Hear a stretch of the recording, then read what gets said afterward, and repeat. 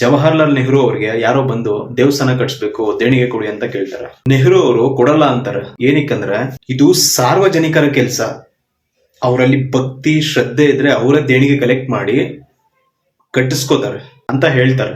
ಅವ್ರು ಸ್ಪಷ್ಟವಾಗಿ ಹೇಳ್ಬಿಡ್ತಾರೆ, ನಾವು ನಾಯಕರು ಧಾರ್ಮಿಕ ಸ್ಥಳಗಳು, ದೇವಸ್ಥಾನಗಳು, ಮಸೀದಿಗಳ ವಿಷಯಗಳಲ್ಲಿ ತಲೆ ಹಾಕ್ಬಾರ್ದು. ನಾವು ನಾಯಕರು ಅಭಿವೃದ್ಧಿ ಬಗ್ಗೆ ಮಾತಾಡಬೇಕು ಅಂಡ್ ಅಭಿವೃದ್ಧಿಗಾಗಿ ಕೆಲಸ ಮಾಡಬೇಕು. ಸೊ ಎಲ್ಲ ಹಣನ ನೆಹರು ಅವರು ಬಾಕ್ರಾ ಡ್ಯಾಮ್, IIT-ಗಳು, IIM-ಗಳು, ಗೇಮ್ಸ್, ಇಸ್ರೋ ಅನ್ನ ನಿರ್ಮಿಸ್ತಾರೆ. ನಾವ್ ಇದನ್ನ ನೋಡ್ತಿದೀವಿ ಅಂಡ್ ಇದ್ರ ಪ್ರಯೋಜನವನ್ನ ಪಡಿತಿದೀವಿ. ಜನರು ಬರೀ 250 ರೂಪಾಯಿ ಬಳಸ್ತಾ ಇದ್ದಾಗ ಯಾವುದೇ ಟ್ಯಾಕ್ಸ್ ಗಳಿದ್ದಿಲ್ಲ.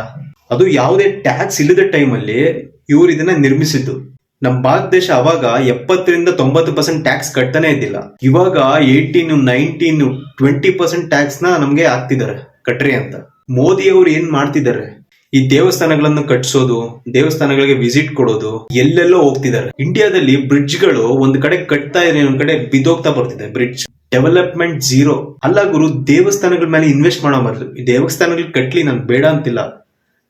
ಎಷ್ಟು ಕಟ್ಬೇಕು ಅಷ್ಟೇ ಕಟ್ಬೇಕು, ಅದ್ರ ಮೇಲೆ ತುಂಬಾ ಇನ್ವೆಸ್ಟ್ ಮಾಡಕ್ ಹೋಗ್ಬಾರ್ದು. ಸೊ ಉಪಸ್ಥಾನಗಳ ಮೇಲೆ ಜಾಸ್ತಿ ಇನ್ವೆಸ್ಟ್ ಮಾಡೋ ಬದಲು ಎಷ್ಟೋ ಜನ ಬಡವರಿದ್ದಾರೆ.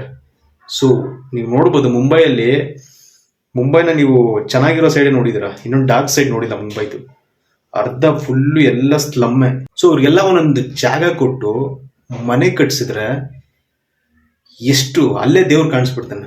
ಈ ಬಸವಣ್ಣನವರು ಒಂದು ಮಾತಾಡಿದ್ದಾರೆ, ಕಾಯಕವೇ ಕೈಲಾಸ ಅಂತ. ಆ ತರ